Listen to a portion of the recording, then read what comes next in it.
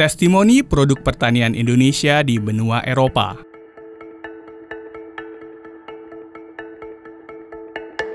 Bisu dan besar, seperti paus raksasa.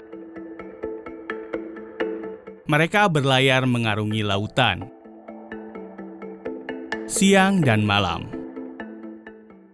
Kapal pengangkut barang-barang Indonesia hingga ke pelosok terjauh di dunia. Selain kopi dan kelapa sawit, konsumen di benua Eropa masih banyak yang belum familiar dengan produk unggulan pertanian Indonesia yang digunakan sebagai bahan baku di industri makanan mereka. Uni Eropa mengimpor sekitar 3 juta ton kopi dari berbagai negara. Indonesia termasuk 10 negara pengekspor kopi terbesar ke Uni Eropa.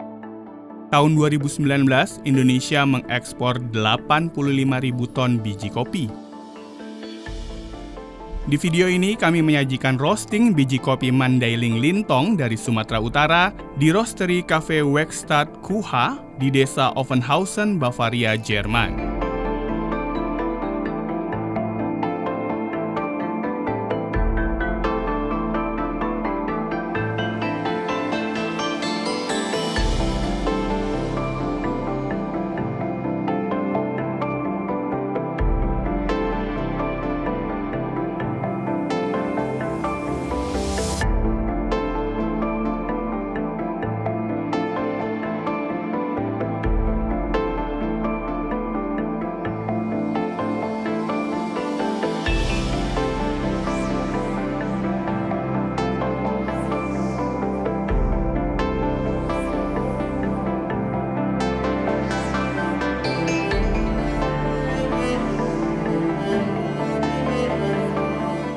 Indonesia merupakan salah satu negara penghasil kopi terbaik, bahkan produksi tahunan yang mencapai 600.000 ton mampu menyuplai 7% kebutuhan kopi dunia.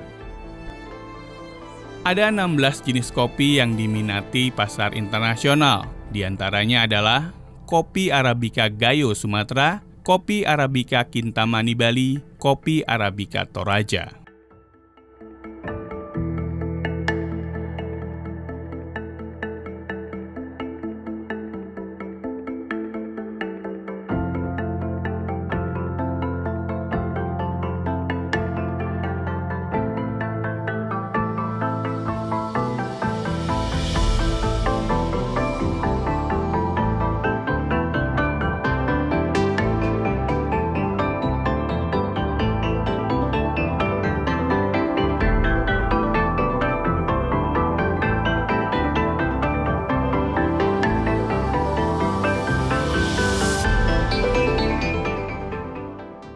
Indonesischer Kaffee ist bekannt für seine Komplexität, für seine kräftige Tasse, für seine komplexen Aromen, von floral über fruchtig, schokoladig, würzig.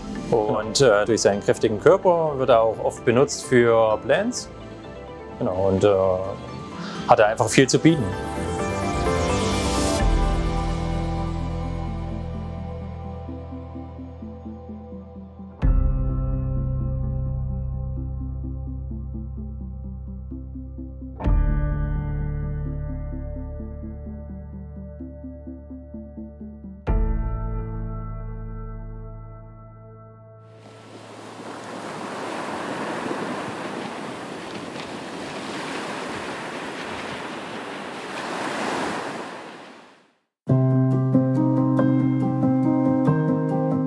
Zero Hero adalah toko tanpa kemasan.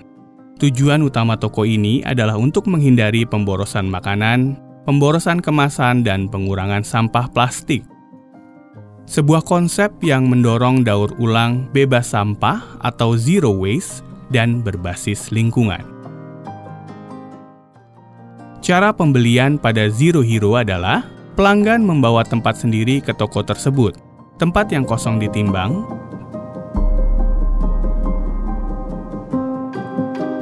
lalu memasukkan produk yang akan dibeli.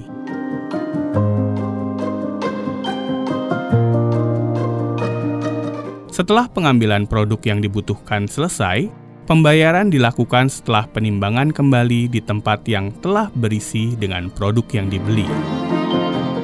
Dengan membeli di toko dengan konsep ini, pelanggan ikut mengurangi sampah plastik dan mengurangi pemborosan pembelian karena telah direncanakan dengan penyediaan tempat yang dibawa. Also uns gefällt sehr gut an den indonesischen Produkten, dass wir eben direkten Bezug haben zum Lieferanten, der wiederum die Bauern dort persönlich kennt und wir da im Austausch sind und es ist super einfach, das direkt zu beziehen.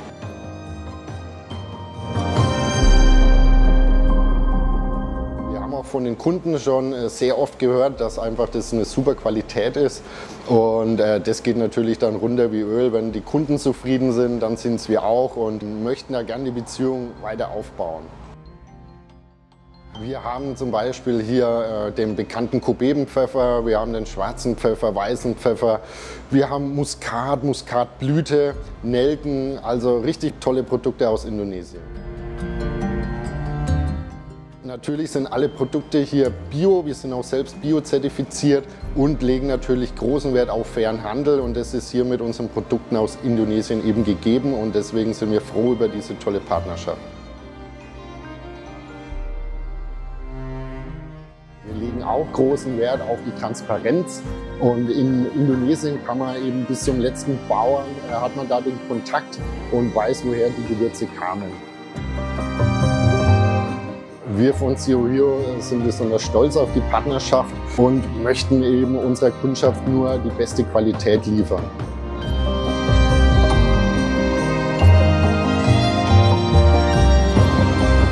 Pertanian merupakan salah satu sektor utama dalam perekonomian Indonesia.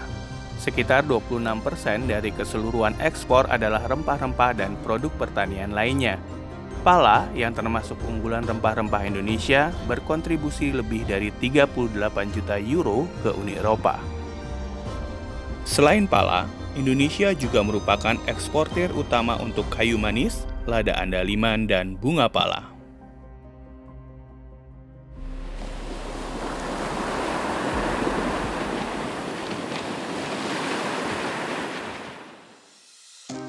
Komoditas ekspor Indonesia lain yang sangat banyak masuk ke Uni Eropa adalah vanili.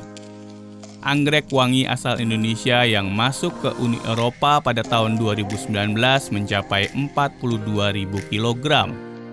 Indonesia merupakan eksportir vanili terbesar ketiga di Uni Eropa setelah Madagaskar dan Papua Nugini.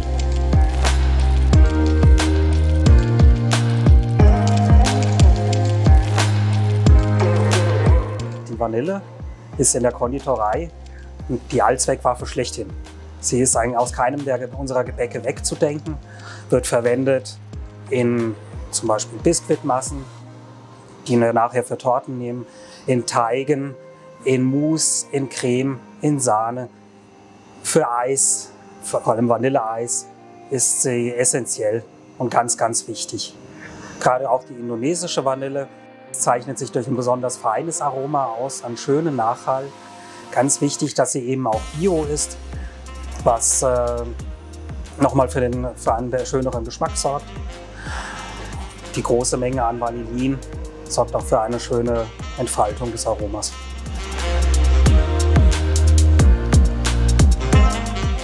Gerade die Gewürze aus Indonesien sind in der Weihnachtszeit hier in Deutschland und speziell in Nürnberg, für Nürnberger Lebkuchen, absolut wichtig. Für Lebkuchen benötigt man zum Beispiel Zimt, Kardamom, Nelke, Muskat, Muskatblüte. Ohne diese Gewürze würden die Lebkuchen nie funktionieren, nie so schmecken, wie sie schmecken sollen. Das heißt, die Nürnberger Lebkuchen würden ohne die Gewürze aus Indonesien nicht existieren. Weiterhin benötigen wir Gewürze für alle möglichen anderen Weihnachtsgebäcke, Spekulatius, Zimtsterne und speziell der indonesische Zimt zeichnet sich auch wieder durch ein wunderbares Aroma aus, das das Gebäck herrlich schmackhaft macht.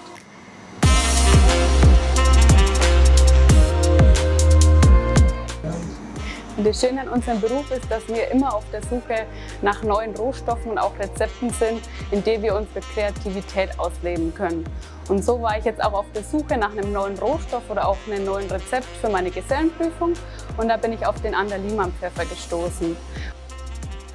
Der Anderliman-Pfeffer ist im Erdnuss-Sesampraline enthalten und unterstützt durch seinen speichelanregenden Effekt die würzigen Komponenten und zum anderen Salz eben auch die Zitruskomponente der Kalamansi.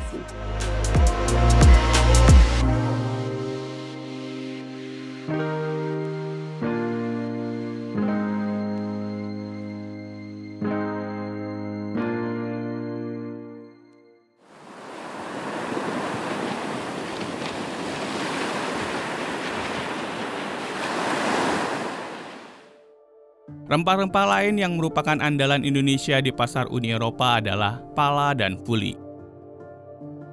Dengan nilai ekspor 38,8 juta euro, Indonesia merupakan eksportir pala terbesar ke Uni Eropa. Sementara fuli asal Indonesia juga menguasai hampir seluruh produk impor fuli di Uni Eropa, yaitu mencapai 90,8% dengan kuantitas 416.000 kg pada tahun 2019, nilainya mencapai 5,6 juta euro.